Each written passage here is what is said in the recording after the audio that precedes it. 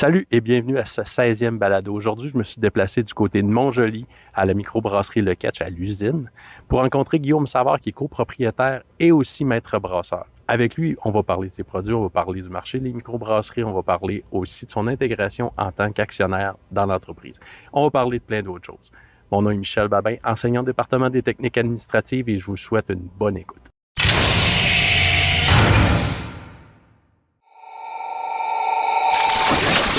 Hey, salut tout le monde, je suis avec Guillaume, magicien du houblon et de l'orge, qui prend quelques temps avec nous cet après-midi pour nous jaser un peu de lui, jaser de son intégration au Catch comme brasseur, et après ça comme copropriétaire, puis après ça on va parler un petit peu de l'industrie de la microbrasserie. Parfait. Bonjour. Euh, Guillaume, avant le Catch, t'as fait plein de trucs, tu sais, t'es un gars débrouillard, t'es un gars qui est un peu aventureux, t'as essayé des choses, mais c'est ça, puis toujours des Ben, trucs intéressants, disons. en fait, je te dirais que c'est plus l'inverse. L'aventure, je l'ai faite en travaillant au catch. OK. Parce qu'avant, j'étais animateur radio pour Astral Media, Bell Media, Énergie Rouge à Rimouski pendant une quinzaine d'années. Puis après ça, bon, il y a eu une grande purge là, chez Bell Media quand ils ont acheté Astral, donc j'ai passé là-dedans. Puis pendant 3 ou 4 ans, là, j'avais un petit magasin de jeux vidéo chez nous en ligne. Je vendais des jeux vidéo, puis je vivais de ça, puis c'était quand même cool. Puis un jour, puis à travers ça, ben, il y a quelqu'un qui m'a montré à faire de la bière. Un bon garçon. Des gens que vous connaissez probablement tous. Une personne que vous connaissez tous, du nom de Michel Babin. Puis c'est devenu une passion là, de faire du homebrew chez nous. Puis j'ai su un jour qu'au Catch, il n'y avait pas de brasseur. Ils avaient perdu leur brasseur, puis ça faisait comme 2 mois qu'il n'y avait personne qui faisait de la bière. Fait que j'ai écrit à GF, qui est un autre actionnaire du Catch. J'ai dit, moi, je suis capable de faire de la bière, mais j'aimerais ça que tu me montres comment faire de la bière, mais avec ta machine, tu sais, avec OK. ton équipement. Fait que c'est ce qui est arrivé. Il m'a engagé, puis on a. Tu as connu l'évolution du catch du départ avec les systèmes de brassage un peu plus de base jusqu'à ce qu'on a ici, parce que Ouais, ouais, ce qui est ben. l'autre bord, c'est quand Mais, même faire assez gros. faire le saut du 20 litres à la maison sur le 200 litres qu'il y avait anciennement directement au restaurant Le Catch, c'est quand même un gros saut. Mais là, après ça, on est passé de ce kit-là à ici qui est le 1200 litres. C'est-tu plus facile de passer du 200 à 1000 quelques cent litres que Ah, du 20 absolument. au 200? OK. Absolument. Ouais, parce que ce qu'on fait à la maison, c'est. On est bon, on n'est pas à côté de la traque, là, mais je veux dire, c'est complètement différent de ce qu'on fait avec un bon équipement. Ouais, c'est ça. Ouais. Puis c'est plus aussi au niveau du nettoyage, c'est pas les mêmes. Non, C'est pas les tu peux mêmes. pas vraiment arroser à hausse dans la cuisine, là, Non, c'est c'est ça. pas C'est ça évident. qui est pratique ici. Ouais. S'il y en a qui n'ont jamais vu ça, vous voyez le nettoyage d'une microbrasserie, comment ça se fait là, après une brasse, là, c'est magique. Euh, Puis là, tu es arrivé au catch, bon, comme brasseur, tu as appris sur les gros équipements, mais là, avec le temps, tu t'es fait intégrer comme actionnaire. Ouais, après 1 an, moi j'ai signifié mon intérêt à devenir actionnaire du Catch. Puis eux avaient gardé une place sur le panel d'actionnaires pour le brasseur. OK. Ce que l'autre brasseur d'avant avait pas fait parce qu'il était parti. Après genre 2 mois. Fait que moi, j'étais resté 1 an. Puis j'ai dit, bon, j'aimerais ça. Non, non, tu sais. Puis eux, ils voulaient ça, justement, un actionnaire brasseur pour justement montrer la fidélisation d'un travailleur qui est propriétaire aussi. Tu sais.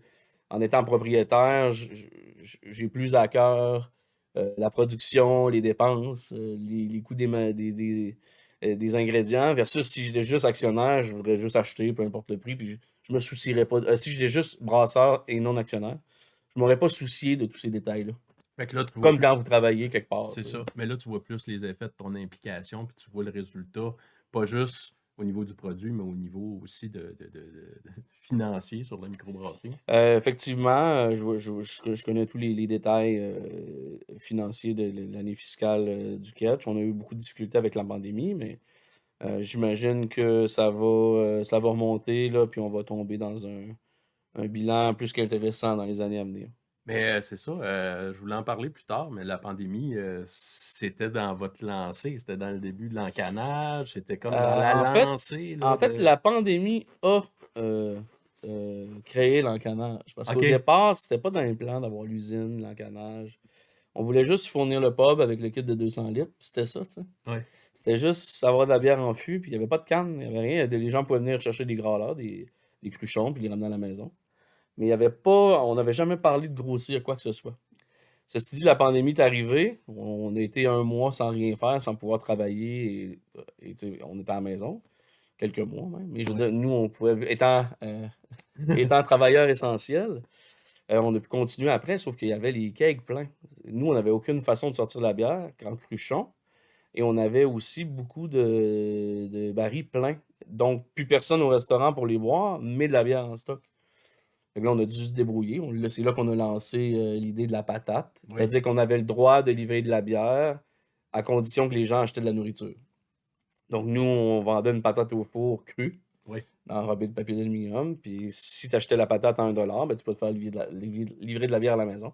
Première étape, ça a été des pots maçons. On a Oui. vraiment vidé nos bières dans des pots maçons. Ensuite de ça, on a vu ça, ça a été un beau succès. Après ça, on a recommencé à brasser. Et là, on a changé pour des grosses canettes de 750 millilitres qu'on appelle des crawlers, Oui. qui étaient encannées une à la main avec une machine semi-automatique. On remplissait la canne avec un fût, on la mettait sur la machine, puis elle scellait la canette.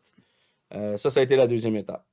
Suite à ça, on s'est rendu compte qu'après un été, quand la pandémie a permis l'ouverture l'été au restaurant, on s'est rendu compte qu'on ne fournissait pas. C'est-à-dire que le système de 200 litres était beaucoup trop petit. Puis après ça, ben, on a décidé en décembre 2021, 2020, 2020 OK. de commander un kit 1000 litres, 1200 litres, puis acheter une bâtisse pour en faire une salle de production plus grande et fournir tout l'été. C'est-à-dire que été 2020, au Ketch, il y avait de la bière de l'Octan, il y avait de la bière de Pit Caribou, puis notre bière un peu, mais on n'était Oui. pas capable de subvenir à la demande. Et une fois qu'on a eu l'usine enclenchée, l'été 2022, notre premier été 100% bière du Ketch en OK. vente sur place. Et on n'en a pas manqué, ce qui arrivait souvent d'ailleurs, qu'on en manquait. Mais on n'en a pas manqué. Puis là, on est parti pour augmenter encore plus la production. Parce que là, c'est ça, vous êtes arrivé dans une industrie que tu es arrivé puis tu as vu ça, puis tu connaissais déjà l'industrie des microbrasseries en tant qu'amateur, mais tu sais, en tant que brasseur, ça doit être différent. Puis s'imposer là-dessus, c'est sûr que bon, vous avez commencé une distribution un peu plus tranquille, mais là, est-ce que vous êtes en demande? Est-ce que c'est les gens qui vous appellent, dire hey, votre produit, on a entendu parler parce qu'il y a beaucoup de bouche à oreille, Ouais. il y a les médias sociaux qui font une bonne presse aux bières, puis là, Ça a commencé où on a fait notre propre distribution locale, c'est-à-dire Montjoli, Rimouski, Matane, Rivière-du-Loup. OK. Avec un panel ici qu'on a, là, une Econoline. On a un employé JP ici qui partait avec l'Econoline, il faisait les commandes des commerçants locaux, puis il allait les livrer lui-même. Ça, c'est encore ça aujourd'hui, OK. pour la région de l'Est du Québec. Mais après un certain temps, on a décidé de faire des voyages sporadiques, c'est-à-dire une fois par 2 mois. On allait à Québec. OK. On appelait les points de vente de Québec, en voulez-vous. Parfois, on choisissait nos points de vente parce qu'on n'avait pas tant de bières que ça. Et Montréal aussi. Et de fil en aiguille, on a décidé de faire affaire avec le service de distribution Bokeh, qui, eux, viennent chercher la bière et la OK. distribuent pour nous. C'est nous qui font les ventes, eux, ils font juste le service de livraison. Donc maintenant, on a choisi nos points de vente qu'on voulait. On n'en accepte pas vraiment d'autres parce qu'on ne fournirait pas à la demande. Et de septembre à mai, on distribue aux 4 coins du Québec, OK. sans problème. On vient juste d'arrêter aujourd'hui, d'ailleurs, la distribution au Québec pour se concentrer sur sur Sainte-Flavie pour l'été. Parce que l'été, on ne fait aucune distribution, que ce soit locale ou provinciale.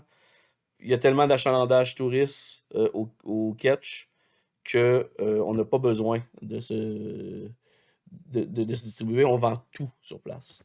Tout l'été, c'est 100% des ventes au pub à Sainte-Flavie, que ce soit take-out ou en keg, en fût sur place.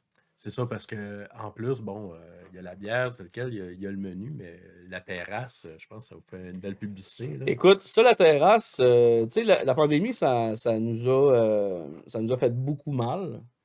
Mais il y a quelques points positifs qui en sont sortis.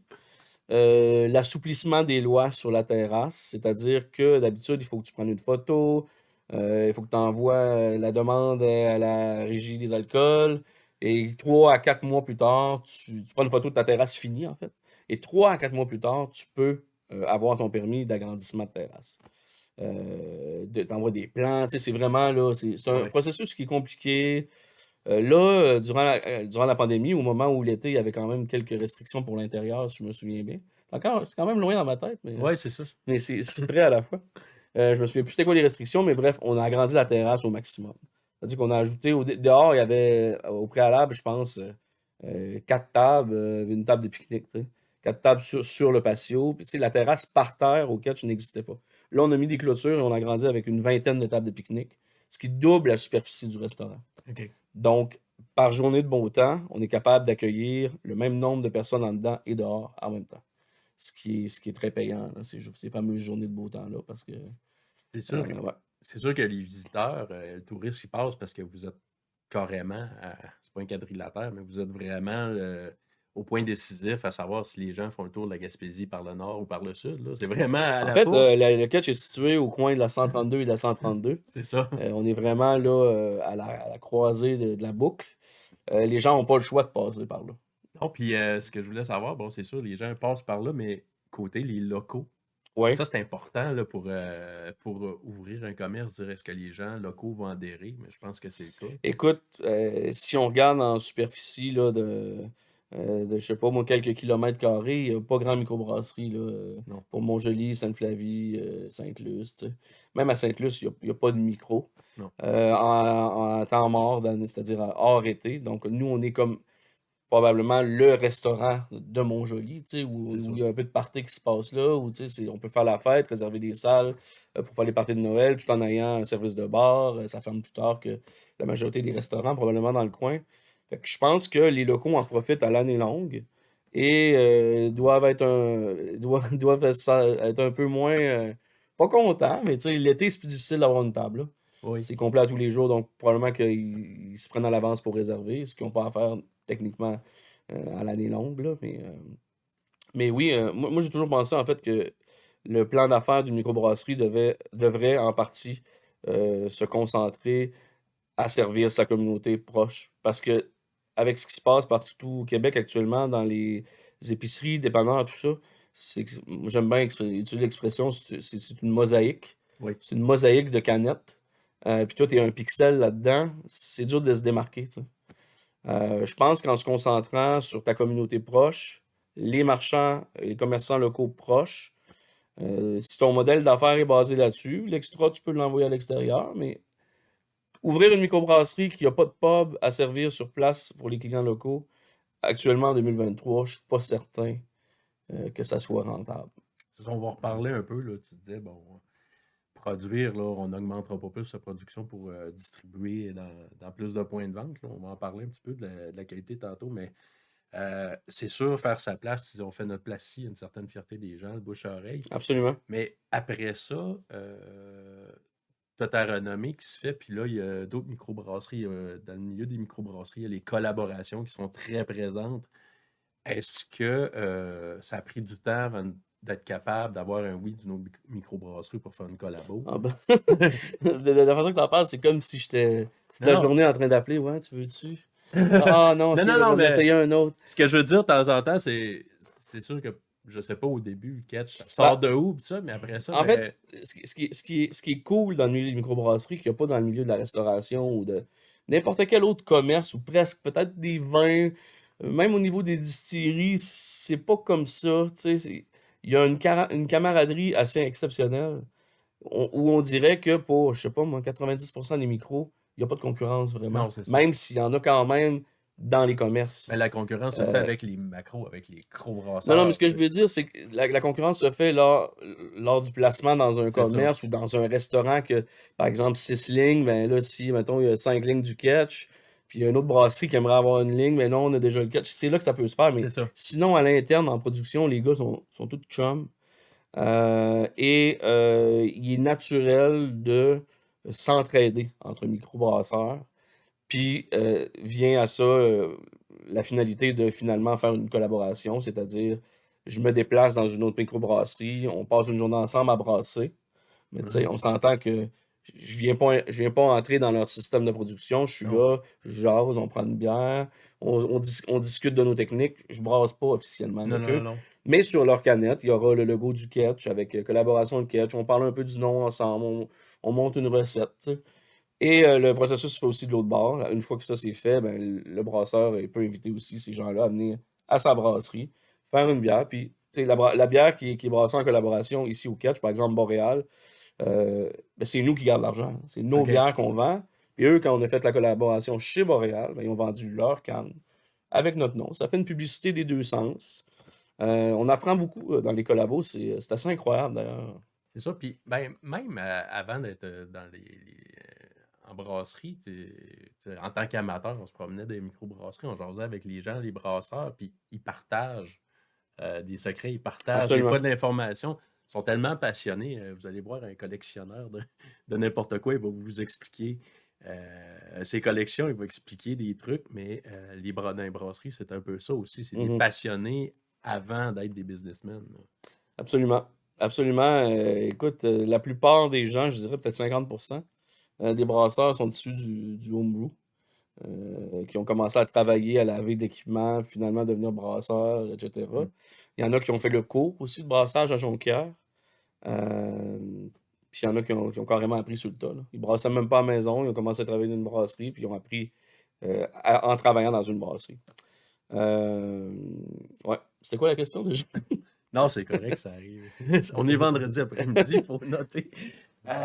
Tantôt, je parlais, bon, tu as parlé, bon, tu choisis tes points de vente, tout ça, c'est sûr qu'il y a des points de viande qui sont. Des points de viande, des points de vente qui sont peut-être un peu plus fiables, ils ont un peu plus de roulement. C'est-tu comme ça que vous les choisissez, les Non, ben on choisit renommés? surtout, ben on espère qu'il y a du roulement. Tu sais, on fait des surprises, on découvre des surprises aussi, là. Des gens qui probablement avaient l'air super fiables, qui ne le sont pas pantoute. OK. On a arrêté de distribuer à certains endroits là, qu'on trouvait que les paiements étaient trop longs ou juste il y a des places qui ont fermé. OK. Il y a beaucoup de, il y a beaucoup de marchands de bière qui ferment. Il faut faire attention, en fait. On choisit selon justement les conseils de d'autres microbrasseries aussi. OK. On a des amis qu'on fait durant les collabos puis tout ça. On les appelle, on leur écrit, ouais, tel commerce, penses-tu que je devrais envoyer ma bière là ou c'est pas un bon payeur ou tu sais. C'est ça. On doit se baquer parce qu'il y a beaucoup de fermetures dans les marchands de bière actuellement. Puis, c'est sûr, ton volume est limité. Ça te permet aussi de peut-être produire bien ce que tu fais. Au lieu de dire on va grossir, puis on va Ben, peut-être ma crainte numéro couper un, sa c'est ça. qualité. Ma crainte numéro un, c'est pas de couper sa qualité, c'est que la bière vieillisse au chaud sur une tablette dans le C'est ça. fond d'un rang, d'un village qui a acheté 10 caisses en janvier, puis on est rendu en juillet, puis il en reste 4 caisses, tu sais. Il y a une durée de vie et de qualité pour la bière. Il y a une façon d'en prendre soin, c'est-à-dire que certaines bières que ça dérange pas qu'on laisse à température pièce. Si on prend les IPA, par exemple, tu sais, c'est conseillé de les garder au frigo en tout temps pour un maximum de 3, 4 mois si on est chanceux, tu sais. Parce que le produit altère et goûte différent après un certain temps. Et Ça serait, surtout s'il est au chaud, 2 mois, puis la bière goûte plus ça pantoute. serait plate qu'un client ramasse une bière qui a mal vieilli, puis qu'il Exact. fasse Lui, il comme pense qu'il non. est comme ah, c'est vrai, lequel, j'ai déjà entendu parler de ça, ça a l'air bon. Il ramasse une vieille canne chaude. Il arrive chez eux, il la goûte, elle est brune, elle goûte pas bon. Ah, c'est pas bon le ketch, j'en rachète plus jamais. Non, c'est ça. C'est la crainte numéro un. Avec le nombre de micros qu'il y a, c'est dur de faire sa place. Nos clients préférés sont ceux qui commandent régulièrement, puis on sait qu'il y a un bon roulement avec notre brasserie, puis on sait qu'ils poussent notre bière aux clients qui viennent la voir. Fait que, tu sais, on le voit comment est-ce qu'ils achètent beaucoup. Fait que ceux-là, c'est clairement nos préférés, puis on les avantage aussi sur le choix des bières, la quantité, etc. C'est ça, puis dans les points de vente en région, je pense il y a des places où on arrive la journée même ou le lendemain, puis il y a de vos bières qui disparaissent. Là, c'est pas trop long. Là. Autre point positif aussi pour les Ouais, places en région, c'est qu'on est capable d'aller voir ce qui se passe. ouais, C'est-à-dire, vu que c'est nous qui livrons nous-mêmes, ça fait comme un service de représentation. Notre livreur, Aide Brassard, JP, débarque, il va livrer de la bière, mais en même temps, il va voir ce qui reste. S'il y a ok, de la vieille bière là, ou si notre bière n'est pas au froid, il est capable de dire, écoute, cette bière-là, il faudrait qu'elle soit au froid, parce que sinon, on va arrêter de t'en livrer, tu sais. c'est ça. Fait que ça nous permet de faire un service de représentation en personne, sauf qu'à Québec puis à Gatineau, on ne C'est peut un pas peu vraiment loin. faire ça. Ouais.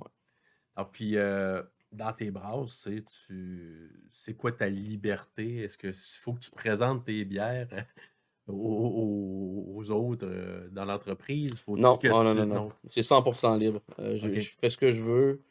Mais tu sais, je veux dire, j'ai une tête sur les épaules. Je sais ce que les gens veulent boire. Je sais qu'en période morte, c'est-à-dire l'hiver, les commerçants nous achètent pratiquement à 80% que de la IPA. OK. Donc, c'est ce que je brasse. Au pub, faut pas oublier les gens qui sont là. On n'est pas, les gens qui vont manger au pub, c'est pas tous des tripeux de micro et des Non. geeks. Fait que, tu sais, il faut qu'on aille la base, une blonde, une blanche, une rousse, quelques bières aux fruits, une noire, puis le reste des IPA, par exemple, ou des C'est ça. lagers. Au moins, on a 11 lignes au pub où on peut s'amuser, garder des kegs, mais ces bières-là aussi, je les fais en canne. Donc, on a toute cette variété-là en canne, mais pour la liberté, c'est moi qui décide. Si j'ai le goût de faire une bière à, je sais pas, moi, à l'érable, je la fais, tu sais, je monte une recette, je la fais. Puis si je vois que personne l'aime, puis que juste moi qui l'aime, je la C'est referai ça. pas pareil, là. Non, non. Tu sais, je veux dire, je fais ce que le monde veut, mais tout en faisant des bières que j'aime. Mais je pense on se débrouille bien parce que moi, j'aime beaucoup les IPA. Puis c'est les bières qui se démarquent le plus du catch. Donc, C'est ça, il y a une tendance, les IPA, bon, il y en a, c'est les houblons qui font beaucoup la différence, mais dans les nouvelles tendances, il y a des tendances qui te font peur ou des tendances, tu dis, moi, j'embarquerai pas là-dedans. faut jamais dire jamais, hein. Tu sais, par exemple, les smoothies. Ouais, Les bières qui sont composées à peu près de 50% de fruits et 50% de bière. C'est littéralement un mélange de bière et de purée de fruits non fermentée pour la purée, ce qui comporte certains dangers là, d'explosion de canettes et tout ça. Moi, j'ai pas le goût d'en faire en canne pour vendre justement dans les commerces ouais, ou take-out parce que j'ai peur que les gens la mettent pas au froid puis là, ouais, ah, c'est ma ça. bière a explosé. On a vu des belles photos de ça en C'est ligne, là. c'est ça. Ça, c'est pas la faute des brasseries, là. C'est la faute des gens qui en prennent pas soin, par exemple. OK, Euh, mais tu sais, je le ferais, mais je le ferais sur place. ouais, C'est-à-dire qu'on garderait 100% contrôle de la chaîne de froid. Les bières seraient vendues sur place au catch. Tu vends un smoothie, bon, on ouvre la canne nous-mêmes, on la verse, puis tu sais. Les autres tendances actuellement, il y a des. J'ai vu des trucs là, aux bonbons, puis des trucs comme ça. OK, Ça, j'embarque pas tant là-dedans. Tout ce qui est sucre, en fait, transformé, chimique, si on veut. Souvent, la fermentation va apporter des faux goûts c'est ça. parce que c'est pas un sucre naturel. Donc, je suis pas trop enclin à aller là.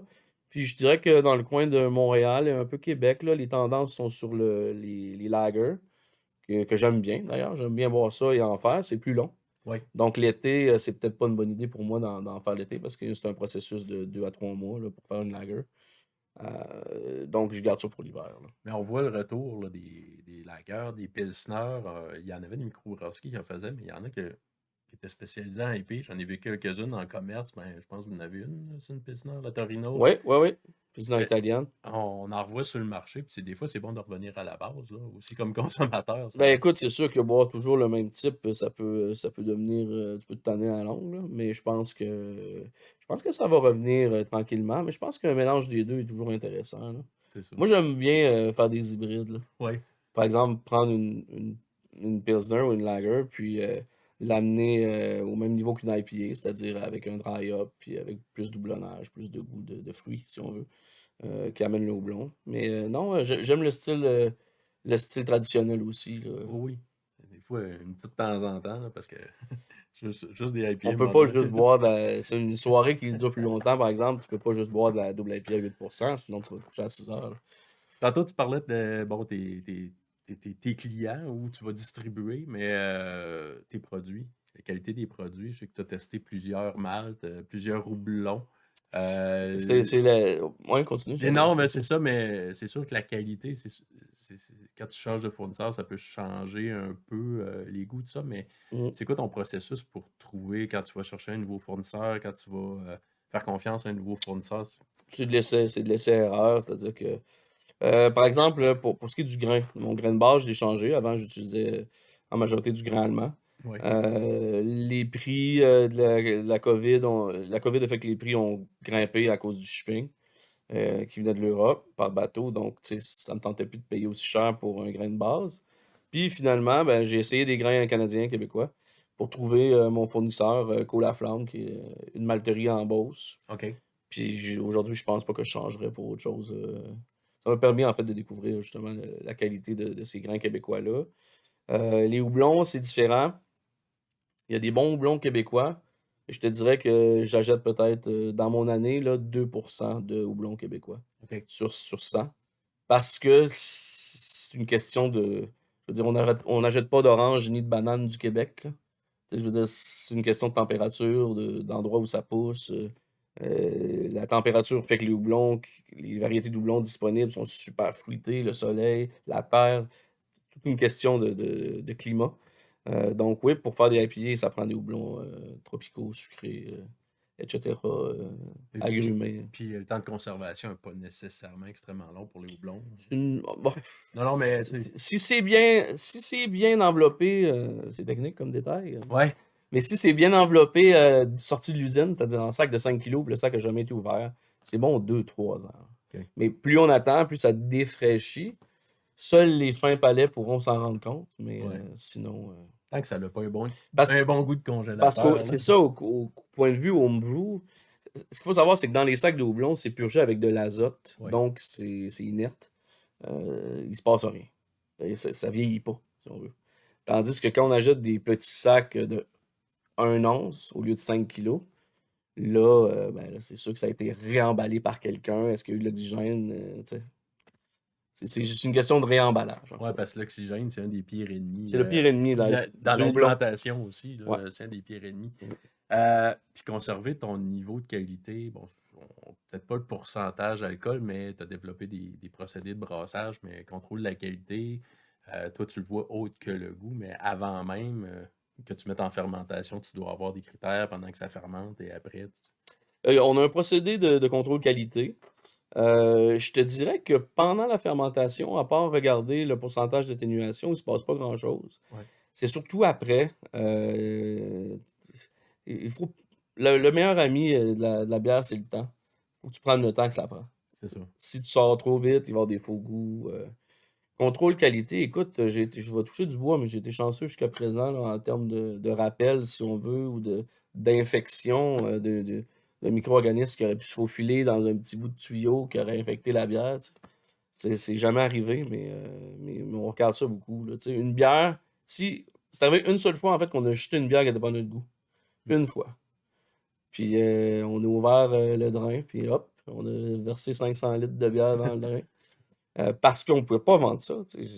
Si nous, on l'aime pas, je veux dire, on n'est pas. Servirais-tu un repas à tes invités? Genre, t'es comme, ah, pas bon, mais mange-le pareil. Tu sais. Non, c'est ça. Ouais, ouais. Mais même, je pense, parce qu'il y a des bières un peu plus exotiques, un peu plus funky, ça rentrait même pas là-dedans. Là, c'était vraiment. Ah non, C'est-tu la bière que. c'était la bière qu'on parlait tantôt. Ouais, c'est ça. C'est un houblon qui s'appelle Barbe Rouge, qui vient de la France. Puis Ça goûtait, je vais vous dire, le chou dans le bouilli. Ah ouais, C'était ça un goûtait peu le ça. bouilli. Là. C'est Ouais. ça. Fait que, c'est ça, on a décidé de l'acheter. Ah, écoute, Guillaume, avant de fermer, j'ai une question. J'ai tout le temps une question que j'envoie pas à mes invités Ah, avant. Ah, c'est pas compliqué. Y a-tu un. Ouais, c'est mieux de prendre ta gorgée. Non, non. Oui. Y a-tu un ingrédient qui te fait peur un peu dans. Tantôt, tu as parlé, bon, les sucres chimiques, les trucs comme ça, mais un ingrédient que tu te dis, lui, je pourrais travailler avec, mais il me fait peur. Je sais pas pour vrai. Non? Non. Non? Pas d'ingrédients. T'as-tu une idée, t'as-tu une suggestion? Non, je sais pas. Des carottes. Ben, il y a un ingrédient. Ben, il y a un ingrédient qui s'appelle le Phantasm. C'est comme une poudre de raisin vert Marlboro de la Nouvelle-Zélande. C'est de la peau de raisin séchée, OK. mise en poudre. Puis ça, supposément que, bon, il y a des nouveaux procédés de fermentation avec la thiélisation qu'on appelle. Ça développe des goûts très intéressants de fruits tropicaux. Tout ça. Et ce que j'ai goûté à date, j'ai jamais vraiment vu de différence. Fait que, tu sais, OK. c'est pas que j'aurais peur de travailler avec, mais je me dis, payer, je sais pas moi, 400$ de plus dans une brasse pour avoir un résultat peu différent. Aussi bien pas d'en mettre. Tu sais. C'est ça, tant qu'à mettre un Ouais. sucre, ou t'es mieux de mettre plus de grains ou mettre un. Exact. Non, c'est ça. Il n'y a pas vraiment d'ingrédients qui me font peur. J'essaie d'éviter le lactose. Ouais. Ça donne de la bière très sucrée, ce qui n'est pas notre force ici, là, les grosses bières 10% et tout ça. Peut-être que ça viendra. Mettre des beignes dans ta brassée. Comme Ben, il y en a qui font. c'est ça, mais j'ai déjà fait à l'époque une stout au Oreo. OK. Puis justement, j'avais découvert des petits faux goûts là, à cause des biscuits Oreo qui contiennent probablement un peu de gras, de l'huile, des sucres chimiques. Là, tu sais, dextrose, etc. Là, tu sais. Malgré que le dextrose, on l'utilise souvent Ouais.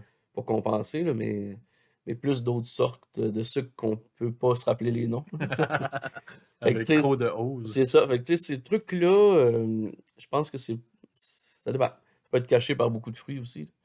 Puis personne va y goûter, ça va juste goûter le fruit. Puis, mais non, je pas le genre à embarquer là-dedans, je pense. Bon, mais c'est tout. Ben regarde, ça ferme ça. Puis merci de nous avoir invités parce que si vous n'avez pas remarqué, je suis pas dans mon bureau. Hey, on est dans le salon Dans le turquoise. salon turquoise du Ketch, la salle de pause, ou nommez-les toutes, avec une vue sur le Sur le fleuve. bois BSL. Sur Bois BSL. Mais Guillaume, je veux te souhaiter une belle continuité, une belle saison cet été, puis passez les voir. Là. Je pense que ça vaut l'arrêt, juste si c'est pour la vue. Là. Ouais, effectivement, belle terrasse, super belle plage. Si vous avez des enfants, laissez les enfants sur la plage, c'est collé sur la terrasse à 2 mètres. Vous C'est pouvez les ça. surveiller tout en prenant une bière. Bon repas aussi, belle ambiance, chansonnier, etc. Super. Ouais. Hey, merci beaucoup, Guillaume. Merci, Michel.